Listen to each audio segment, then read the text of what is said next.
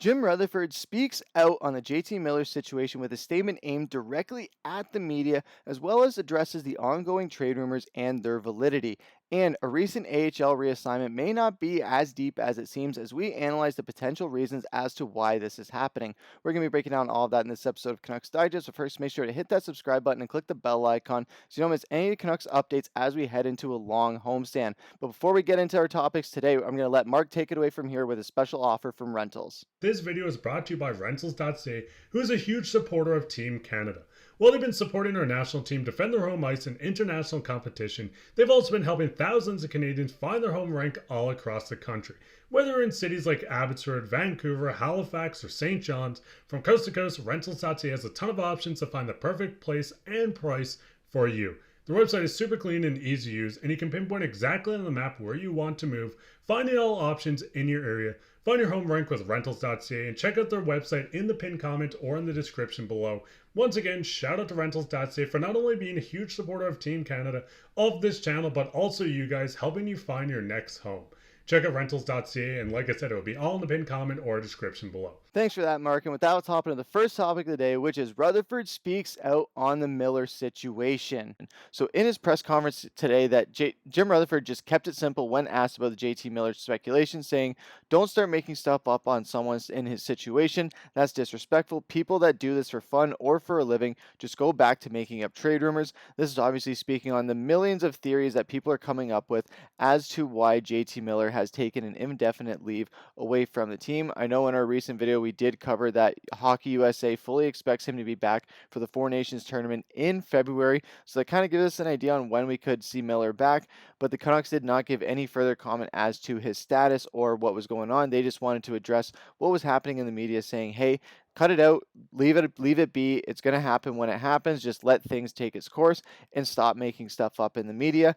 And in the past week, there have been plenty of rumors and speculation hitting social media that suggested Miller wanted out of Vancouver, which Rutherford says isn't true. In fact, amid reputable reports that teams like the Rangers have called the Canucks to check in on Miller's trade status, which they're well within their right to do, Rutherford made it clear the club has no intention on trading number 9.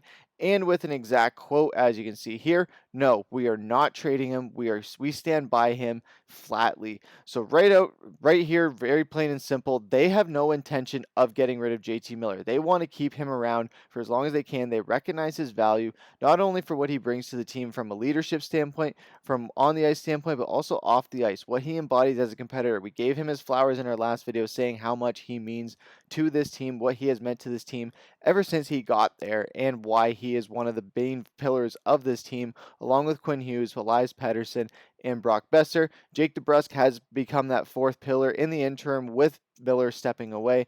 But in the grand scheme of things, Miller being a Canuck long term is what Rutherford is worried about, and that's what he's focused on. There's no validity to the speculation that the Rangers were looking at him, that other teams were looking to shop him, or that Miller just wanted out of Vancouver in general, especially after his game against Nashville that led to him leaving the team indefinitely, where he logged zero stats at all in a season low ice time with only like 11 minutes and change. So that was part of the things that led to him leaving for the team. That's when the speculation started as far as him just wanting out of Vancouver, and that's when all the rumors just started piling in as to what it could be. But the Vancouver Canucks coming out and saying that, "Hey, we have no intention of trading him. All these rumors you guys are making up, just stop it. Let things be what they are. Let him just run through whatever has to go through and come back to the team when fully ready." And as well in the Four Nations tournament, where Elias Pettersson is going to be playing, Quinn Hughes is going to be playing, Thatcher Demko, JT Miller. A lot of Canucks are going to be playing in that tournament, and they're going to try and ride that momentum into the tournament as a member of the Canucks before they have to become enemies on international ice, where we're going to see a bunch of Canucks showcase their talents. But again, hopefully they can just ride a little bit of momentum through the new year, through the holidays, into the new year, and then into the tournament, so that hopefully they can just hit full stride. And then when they get back, we just see this Canucks team firing on all cylinders, back at 110% after that. But what do you guys think down in the comments? What do you think about Rutherford's comments? Do you guys think that he is playing a little bit of smoke and mirrors, or do you think he is being 100% honest? I definitely think Jim is being 100% honest in this situation, because when it comes down to these sort of things, the Canucks have been very transparent or just very honest about things. So I definitely think that the Canucks have no intention of trading JT Miller. Hopefully that is the case, and I am not proven wrong in that sense. But what do you guys think down below? Do you guys think that we're just firm on keeping Miller, or that this could be smoke and mirrors? Love to hear what you guys have to say down in the comments. That's going to take us into our second topic of the day, which is Max Sasson reassigned. So we see here in a tweet from the Vancouver Canucks, the general manager Patrik Allvin announced today that Max Sasson has been reassigned to Abbotsford, and there is a multiple possible reasons as to why this happened. Since today is a team day off because Abbotsford isn't playing, the Canucks are able to send Sasson down to the minors in order to increase their salary accrual rate.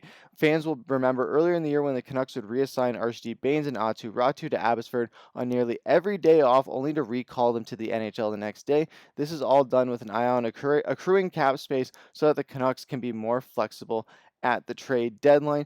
And as far as the salary goes, by sending Sasson down to Abbotsford, the Canucks go from accruing 2,651.91 to 7,183.16 for today. It's worth mentioning that the Canucks could have also sent down Aatu Ratu to Abbotsford to maximize their cap savings. So the fact that they didn't could indicate that Sasson won't be recalled tomorrow.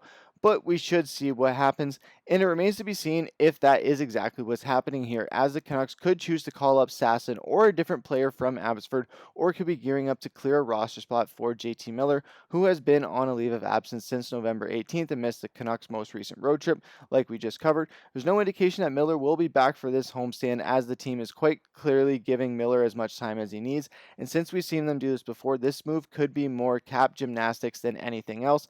I definitely think that is the case here, especially when considering that Sasson has showed relatively well in his first taste of NHL action and could be an option to play on the Canucks' bottom six line down the line this season. The Canucks signed Sasson as a college free agent at the conclusion of the 2022-2023 season. He tallied 42 points through 56 AHL games in Abbotsford, which is pretty impressive last season, and is up to 9 points in 16 AHL games this season between his stints with Abbotsford and Vancouver. He's got 16 AHL points, 9 points in 16 AHL games this season, I should say. And then he's also had a few games in with Vancouver this season. So Sasson has been really proving to be one of these just prospects that has really started to shine under the pressure. He's really been kind of making a good splash in the appearance he's made. He hasn't had a lot of splash on the point sheet, but he has been playing well out there. He's been good on the forecheck. He's been solid where he's needed to be, and he's been one of those solid just top bottom six guys. He's not going to be one of those splashy top six guys, but he's been holding it down as one of those reliable bottom six guys.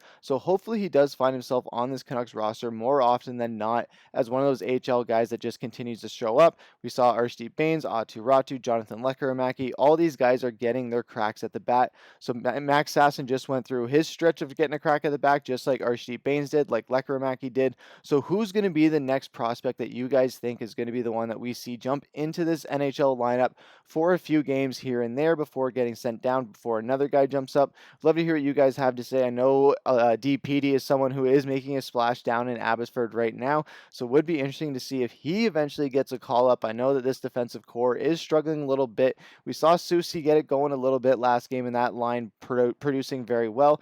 Erik Brannstrom has also been very good. So maybe we bring him in to see just how he fits in with this, not only for just this season, but also for the future, to see how he plays with Erik Brannstrom, because Erik Brannstrom will probably be there for a little bit longer than some of those other guys. So it would be interesting to see how DPD plays with him, just to see how he gets things going. But what do you guys think down in the comments? I'd love to hear what you guys have to say. But that's going to bring us into our final topic of the day, which is comment of the day. And we see here from Nobody 2012 that might be time to give Kirill Kudryavtsev a look.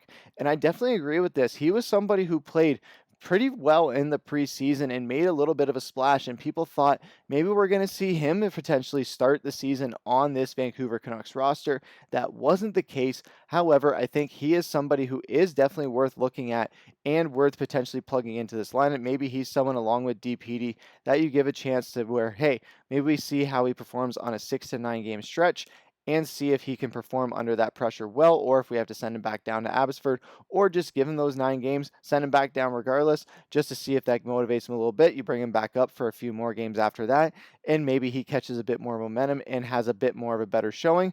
But that's the beauty of this Vancouver Canucks farm team, or this just this prospect system, or this prospect pool, I should say, where we have a lot of different opportunities where, because of injuries, unfortunately, or just certain circumstances, the Canucks are in a position where they can plug in and play a lot of these AHL guys, bring them up from being recalled, or just reassign them to make room for the cap space. So there's a lot of things that Vancouver has to do, and we're going to see a lot of these prospects get their opportunities in NHL play that a lot of other teams' prospect pools just simply aren't doing because they already have a front-loaded roster. So with the holes that we have, we're able to see a few of these guys come in and out and see how they do, not just in the AHL, but also in the NHL. And that's what we want to see, just to see how they are pro ready. But what do you guys think down in the comments? What are the next prospects you guys would like to see jump into this Canucks lineup? Let us know what you would think down below. Shout out to rentals.ca again for also supporting this video.